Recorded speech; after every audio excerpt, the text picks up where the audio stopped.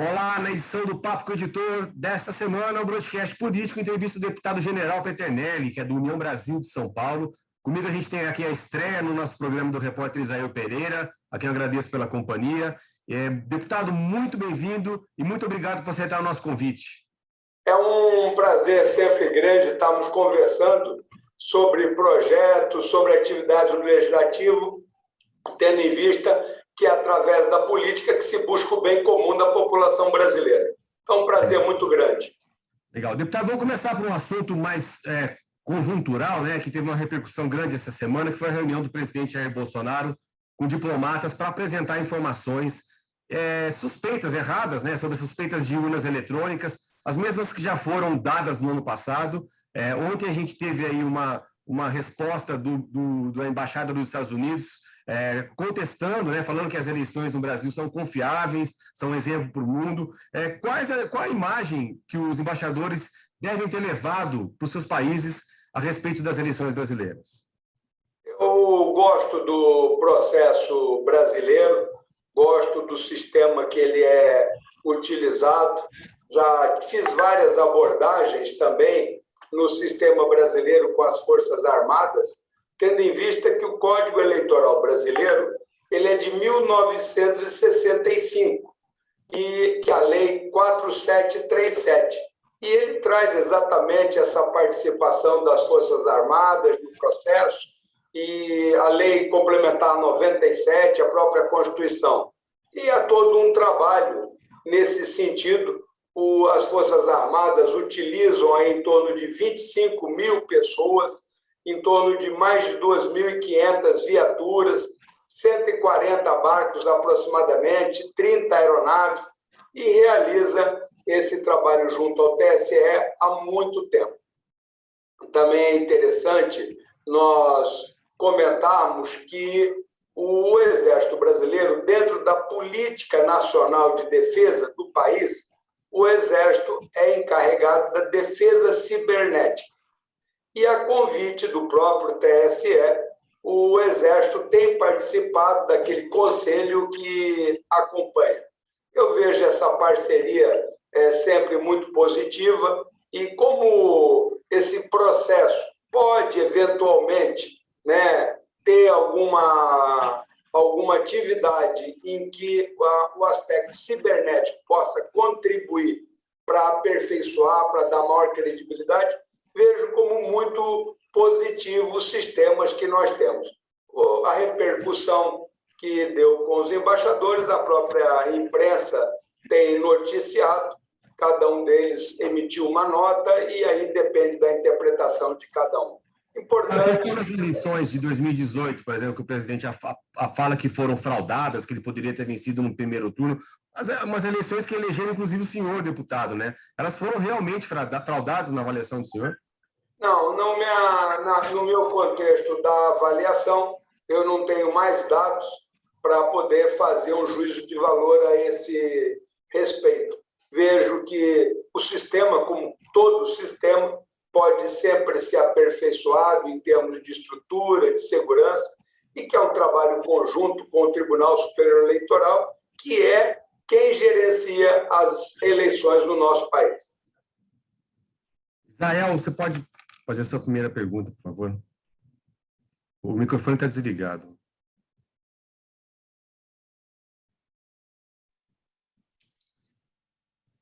Tá.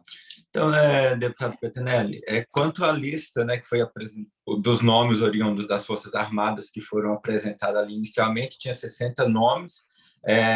Se eu poderia falar para a gente se houve uma atualização, se aumentou esses nomes e quais os objetivos, as pautas que esses nomes devem defender ali em 2023, caso sejam eleitos. Isael, essa relação de nomes, ela visa exatamente uma estratégia de divulgação.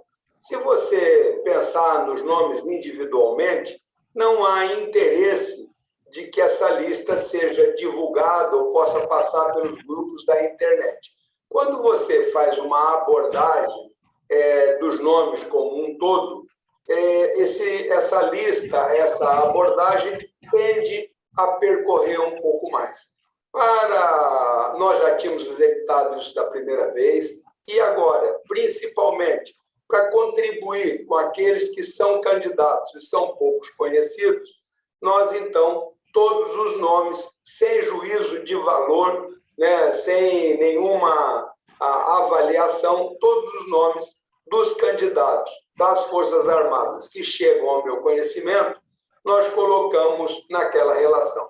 Eu vejo o candidato das Forças Armadas com um perfil mais ou menos semelhante ao meu, né? As Forças Armadas sempre teve o aspecto legalista, constitucionalista, sempre foi muito vinculado à legislação e ao país. Então, eu vejo esses candidatos com esses objetivos, preocupado com o contexto do país, ciente de que a educação é o fator mais importante que nós temos no país, a nossa preocupação com o SUS, que é o sistema de saúde, eu diria um dos melhores sistemas de saúde em termos de estrutura, né?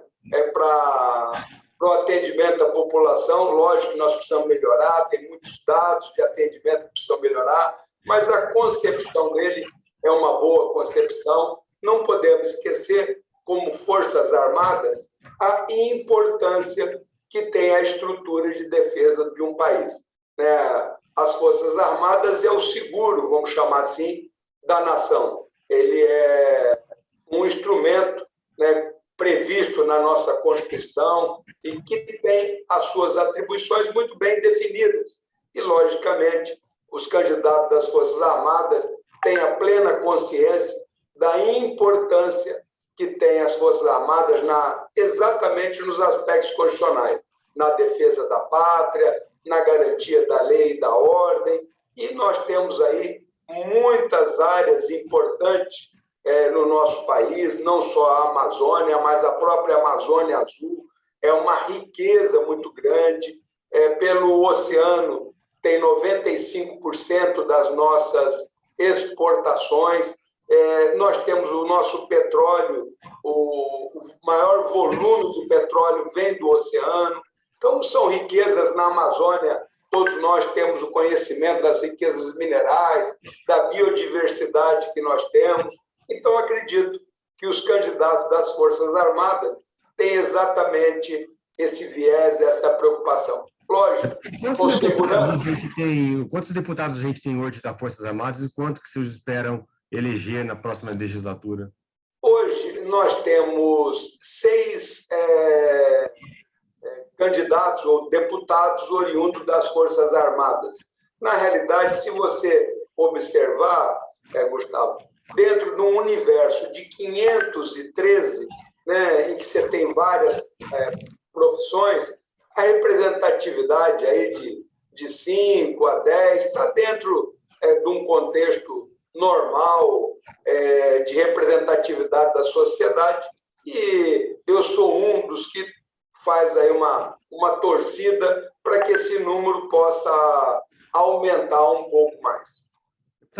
O senhor é o vice-presidente, né, da comissão, mudando um pouquinho de assunto para a questão tributária, o senhor é vice-presidente da comissão que analisa aquela PEC que altera todo o sistema tributário brasileiro para criar apenas 3 classes de impostos, né? A gente tem também outras 2 PECs que já estão avançadas, tanto na Câmara como no Congresso. Não seria mais fácil caminhar essas 2 outras propostas, uma que já tem no Senado e a outra na Câmara, sobre a reforma tributária, que é ampla e necessária? Não há a menor dúvida sobre isso que você está colocando. Quando eu cheguei na Câmara, é lógico que você tem que se dedicar a todos os projetos. E estudei bastante a PEC 45, que ela tem a origem na Câmara dos Deputados, e estudei bastante a PEC 110, que tem a sua origem no Senado, cujo autor é o deputado Raul. E elas têm muitos aspectos positivos, mas tem alguns detalhes.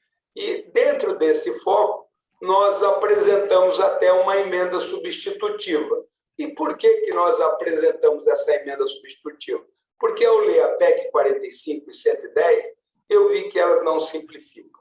em muitos aspectos, a própria PEC 45, que está na Câmara, na qual eu me detive mais, ela insere novos impostos que vão crescendo enquanto os atuais vão decrescendo. Mas aumenta também muito o imposto sobre o serviço e isso acaba gerando um problema. Fruto disso, até por acaso, eu trouxe uma folhinha que é a emenda substitutiva número 20. A PEC 45, de uma maneira muito resumida, ela é uma reforma tributária e um pacto federativo. Aqui diz que o grande problema brasileiro é a não emissão de nota fiscal, poderia citar N exemplos disso. E qual é a solução para isso? A solução para isso é essa proposta do Marco Sintra e do Bivar, de longa data, que prevê 2,5% no crédito e no débito. E, com isso, permite acabar com 15 impostos, inclusive com a nota fiscal. Agreguei a essa proposta do Sintra e do Bivar uma proposta do Paulo Guedes, que fala em pacto federativo.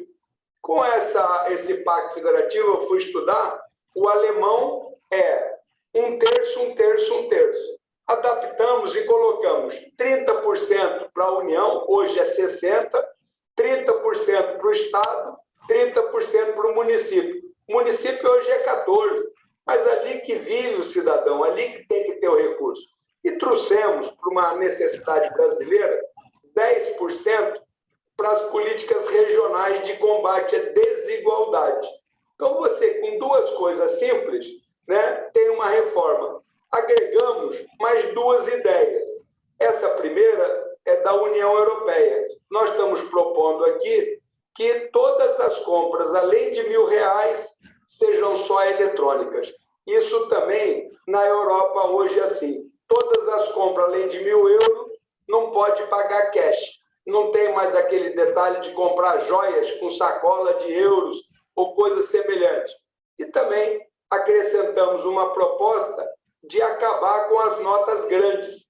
As pessoas muitas vezes me perguntam assim, é para acabar com a cueca de dinheiro, com a mala de dinheiro, com o apartamento de dinheiro? Na realidade, dentro da reforma tributária, ela visa com que todo o sistema passe pelo banco. Com isso, você estaria pagando essa pequena taxa e propiciando o que nós queremos. Dessa maneira, quando eu tenho até uma folhinha, o resto tudo são vantagens. Primeiro, quais são as vantagens? Primeiro, que você não tem nota fiscal. Simplifica muito o contexto da contabilidade. Segundo, que ninguém mais vai dever para o fisco. Se entrou um dinheiro, pagou 2,5%. Saiu o dinheiro, pagou 2,5% e não tem mais preocupação.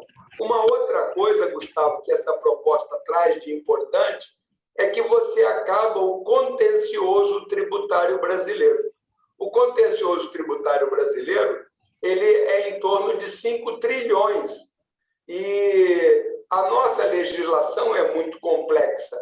As pessoas muitas vezes perguntam, por que é necessária uma reforma tributária? Todo mundo sabe que é complexa, mas poucos sabem que da Constituição até hoje, nós tivemos 390 mil normas tributárias.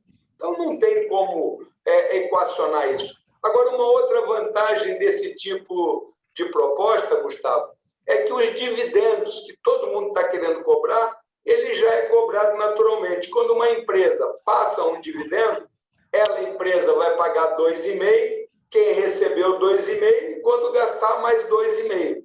O dividendo passa a ser tributado em 7,5%, o que é uma coisa positiva, já que hoje não é tributado. E uma outra grande vantagem dessa proposta, Gustavo, vou parar quase por aí, porque são muitas as vantagens, é que você permite não cobrar do mais pobre. As pessoas perguntam, como assim? Simples. Você, dentro do Auxílio Brasil, quem recebe o Auxílio Brasil são as mulheres, com o seu CPF. Você informa a rede bancária, o CPF das mulheres, e informa, desse CPF, não cobre os 2,5%, vírgula. Se movimentar mais do que 10 mil no ano, valor X aí que os economistas julguem adequado, cobre retroativo. Para a pessoa também não querer utilizar a sua isenção para comprar para outras pessoas. Então, você observa que, com isso, a simplificação é muito grande e acaba a guerra fiscal. Porque se eu estou no estado A e comprei do estado B, quando eu pagar aqui do estado A, vou pagar 2,5. Quando a firma do estado B receber, ela vai pagar 2,5. Cada um ficou com metade do tributo. Não há mais necessidade, inclusive, de ter aquela estrutura nas estradas para fins aduaneiros. Não há mais a necessidade da nota fiscal. Você pode ter uma nota de compra e venda para garantia do produto, mas não precisa mais ter a parte de nota fiscal. E tem outras tantas vantagens, depois eu vou mandar digitalmente sobre ela. E digo mais ainda, Gustavo, essa era a proposta que o ministro Paulo Guedes queria. Porque... General, só um momento. Assim, o senhor falando das vantagens, aí todo mundo sabe da importância dessa reforma tributária, só que não avançou. Por que não houve uma tentativa de um esforço concentrado, assim como foi nas propostas agora para reduzir o ICMS, né? Que criou-se até essa sensação de ser mais uma proposta eleitoreira, dado a proximidade com a eleição? Por que não há um esforço concentrado hoje no Congresso para poder aprovar essas propostas que são tão importantes, né, no caso da reforma tributária? Nesse caso, eu brinco sempre aqui em São Paulo que o dia que a Associação Comercial e a Fiesp apresentarem uma proposta, ela vai tramitar ou a Confederação Nacional do Serviço, a Confederação Nacional da Indústria, né, e a Confederação Nacional do Comércio. As pessoas acham que esse tipo de proposta ela é progressiva e prejudica. E sobre esse tema, eu até vou te mandar depois uma outra folhinha que o Datafolha fez uma pesquisa sobre ela. E eles resumiram num parágrafo a reforma. E aí tem os gráficos de como o micro e pequeno industrial interpreta essa vantagem. Agora, ela traz algumas coisas que nem todos gostam. Ela traz transparência, ela combate a criminalidade porque dá rastreabilidade, as pessoas sabem o destino do recurso. Então, ela tem alguns aspectos que muitos não podem não gostar. E alguns também criaram aquela ideia de que CPMF nem pensar. Né? Mas, na realidade, essa é muito distinto. Ela é uma CPMF, só que ela está substituindo 15 impostos. Eu até cito o exemplo. Você vai comprar, eu não quis, é um papo de mais de hora falando sobre essa palestra. Se você hoje vai comprar um imóvel, o imóvel vale 1 milhão, supondo, aqui em São Paulo, quem comprou quer passar por 500 para pagar menos ITBI. Quem recebeu quer passar por 500 para pagar menos ganho de capital, mas 1 milhão foi.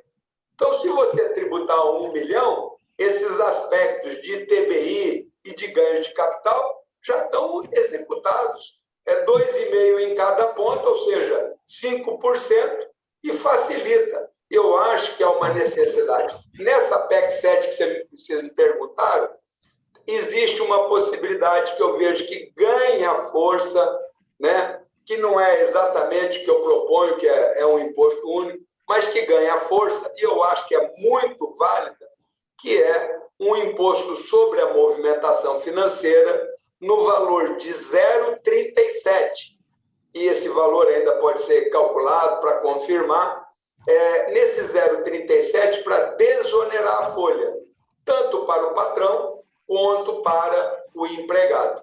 Então, você observa que, colocando uma atividade desse tipo, você pode ter uma análise mais adequada. Eu brinco sempre, Israel... Só para entender, general.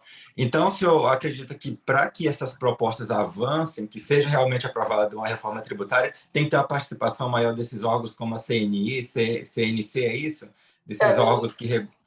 Não tem a menor dúvida. o dia que esses órgãos da indústria, do comércio, do serviço apresentarem uma proposta que facilite, que simplifique, essa proposta vai ser aprovada. E dentro de tudo que eu estudei, não tenho nada contra a PEC 45, mas ela coloca, por exemplo, ela iguala, o que é um princípio econômico muito adequado, ela iguala os serviços e a produção industrial em torno de 25% a 30%. Só que hoje o serviço ele está ali num patamar de 14%, alguns serviços menos ainda. E você vê, quando você fala numa proposta desse tipo, a pessoa fala assim, olha como simplifica. Acaba com o simples, acaba com o conselho, acaba com o MEI, não prejudica o ambiente de negócio. O que é prejudicar o ambiente de negócio? Eu e você temos uma empresa de software. Nós dois estamos no simples, uma MEI. Só que se nós observamos que se nós nos ajuntássemos, nós íamos produzir muito mais. Só que íamos sair do simples. Aí vamos abrir uma terceira empresa? Olha como o sistema tributário prejudica o ambiente de negócio. Então, se você está com essa proposta que eu tenho apresentado, que eu digo não é minha, a ideia do imposto é do Sintra e do Bivar, a ideia do Pacto Federativo é do Guedes, a ideia de compra acima de R$1.000 ser somente eletrônica é uma ideia da União Europeia, acabar com os recursos de notas grandes já é uma tendência mundial. Isso daí é a solução que nós temos. Hoje você compra pela internet e recebe pela internet, nem sempre a nota fiscal acompanha. Você vai, eu como paulista, eu gosto de uma feira de domingo. Você vai na feira de domingo, compra verdura, fruta, eu gosto muito do peixe da feira. Não é uma meia, é um caminhão enorme com numeração, então você vê que tem um poder ali e termino num pastel e num caldo de cana. No final, você gasta ali uns trezentão, né? Nota fiscal, zero. Então, eu poderia citar N exemplos aqui. Você vai em determinados profissionais ou faz um serviço no motor, a pessoa pergunta, é com ou sem nota? É com ou sem recibo? Ora, nós temos que buscar uma reforma tributária, no meu entender, que não dependa da nota fiscal. A PEC 7 ela é muito interessante conceitualmente, porque ela dá liberdade, né, aos estados, aos municípios e à própria União de estabelecer o seu tributo. Só que você imagina 5.570 municípios, cada um colocando o tributo que julgar oportuno. Cada estado colocando. Então, nós também não vamos simplificar dessa maneira. E a guerra entre os estados também vai continuar. Então, eu acredito que qualquer coisa que a gente faça que começa a utilizar uma proposta desse tipo, facilita. As pessoas perguntam assim também, as vantagens. Essa é a única proposta que pode ter test drive. O cara fala, test drive? 2,5%. Quanto é 10%? 10% vai ser 0,25%. Olha como é difícil uma reforma tributária. Dentro de 90 dias fica criado o imposto sobre a movimentação financeira de 0,25, em decorrência, todos os demais impostos têm abatimento de 10%. E vou ver se o objetivo não é ganhar mais, é simplificar. Se o que eu perdi de um lado compensou do outro lado. E isso de ter 0,37 para desonerar é um bom test drive para essa proposta. Deputado, o senhor, mudando um pouquinho de assunto, o senhor é o autor daquela PEC, né, que acaba com a gratuidade das mensalidades para universidades públicas para estudantes não carentes, né, estudantes que podem pagar, e resume, né, nas declarações que o senhor deu de quem pode paga e quem pode não paga. Se essa PEC um dia for aprovada, enfim, como que é possível o Ministério da Educação, que vem sendo marcado por denúncias de corrupção, né, que levaram até um ex-ministro para a cadeia, que já está no quarto titular de um mandato, que já trocou várias vezes no comando do Enem, por exemplo. Como é que um ministério como esse poderia fiscalizar uma cobrança ou não da gratuidade das mensalidades? Isso é muito simples, né? Eu, inclusive, quando fiz essa proposta, eu levava em consideração que eu ouvia aqui em São Paulo. Eu gostava de correr e pedalar ali na USP, e muitas vezes a pessoa fala assim, a melhor faculdade de medicina é da USP, mas só estuda quem tem dinheiro, porque fez um cursinho, fez isso, fez aquilo. Aí isso vai ficando, né? Aí eu fui pesquisar antes de propor e observei que dos 29 países da OCDE, 20 cobram mensalidade na escola pública. Essa mensalidade, primeira coisa, você tem 3 maneiras para cobrar. Durante o próprio curso, em dinheiro, pagando uma parte. Você pode cobrar no pós. Olha, todo mundo que estudou aqui, do salário que receber, 2%, 3% a estudar, volta para a universidade. E uma terceira, que é por serviço. Todo mundo que fez determinado curso que tem uma utilidade pública, ela presta uma manhã durante um ano de serviço àquela estrutura. As pessoas me perguntam exatamente isso que você perguntou, Gustavo. É muito simples. Quem faz a gestão de uma universidade é o reitor. E isso está previsto na nossa Constituição e não pode mudar. Então, o que eu proponho é que quando um aluno entra, ele tem lá a mensalidade. Ah, mas eu gostaria de pedir uma bolsa. Ok. Então, faça o seu pedido, faz o arrazoado, ajunte documento, e aí ele vai pedir, vai entrar com esse documento na universidade. Quando você entrar com o recurso na universidade, o que vai ocorrer nesse caso? Uma comissão, supondo de 2 alunos, 2 professores e 2 assistentes sociais, eles vão analisar aquela ficha, vão na casa daquela pessoa, vão observar, né? E vão colocar num quadro na faculdade, acho essencial colocar num quadro da faculdade, concessão de bolsa. Para o senhor José da Silva, bolsa de 30%. Para fulano de tal, bolsa de 100%. E isso, o próprio aluno, ele é o fiscal. Se uma pessoa que tem bolsa de 100%, na sexta-feira, vai para a balada e gasta 200, 300 reais na cerveja, não tem direito à bolsa. Então, de uma maneira simples. E nisso que você perguntou, Gustavo, de eventuais desvios, repara, na proposta tributária, nós já estamos propondo mandar 30% para o Estado e 30% para o município. Vamos acabar com esse negócio do prefeito, né, e do governador precisar ir a Brasília para ficar pedindo, para brigar para a liberação da verba. Quando você, mais do que dobra o dinheiro no município e praticamente no Estado sai de 22% para 30%, logicamente já estão destinados àquele ente federativo os recursos para saúde, educação e segurança, que são os 3. A União vai cuidar mais dos aspectos estruturantes do país.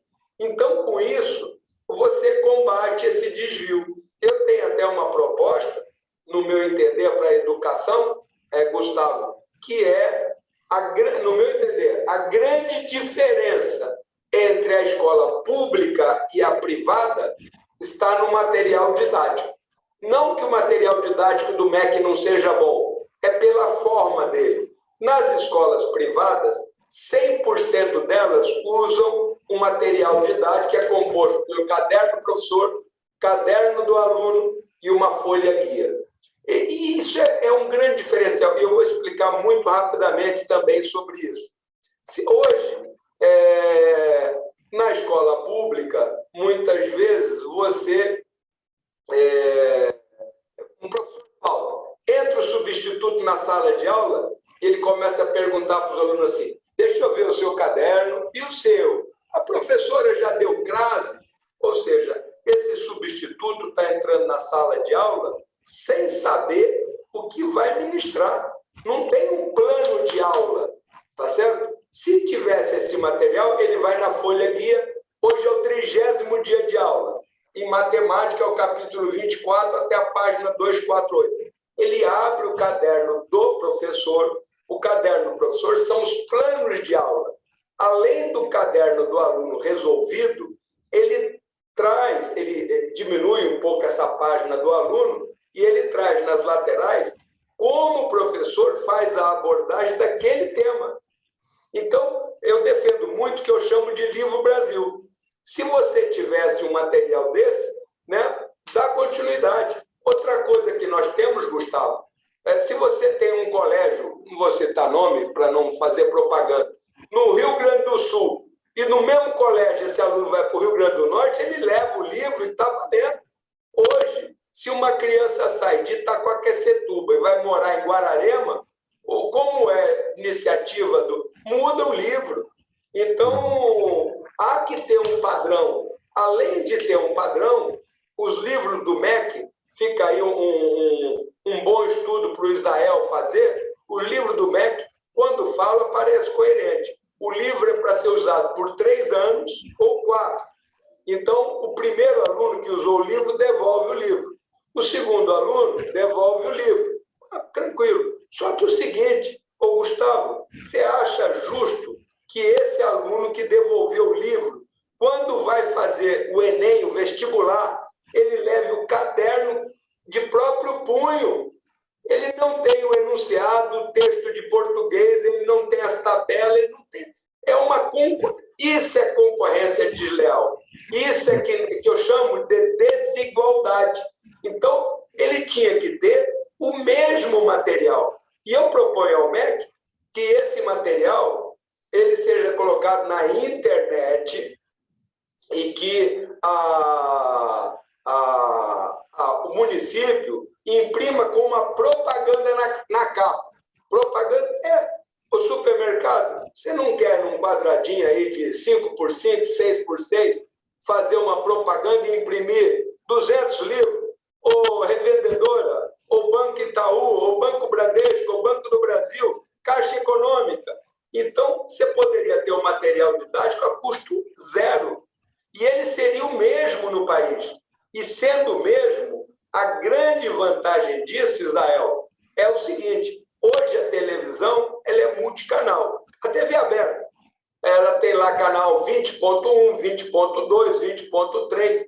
Se no ponto 1 o MEC dissesse, ô Piauí, grava as aulas do primeiro ano, que nós vamos passar às 8 de 4 em 4 horas.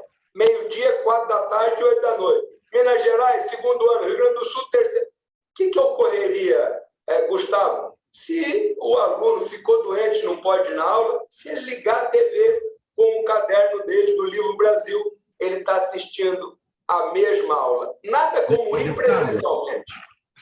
Um debate bem interessante sobre educação, mas a gente tem que encerrar o programa. Eu gosto mesmo de educação. Claro, e a gente tem que trabalhar muito pela educação, que é um tema muito importante e fundamental para isso. Eu queria agradecer muito a presença do senhor, queria agradecer a presença do Israel, que está fazendo a estreia aqui no nosso programa, agradecer o Bruno Nogueirão, e queria encerrar passando uma pergunta para o senhor, que a gente é uma pergunta bem atual. Eu queria saber se as Forças Armadas, deputado, garantirão a diplomação de qualquer que seja o presidente eleito e a posse de qualquer presidente eleito, caso seja necessário.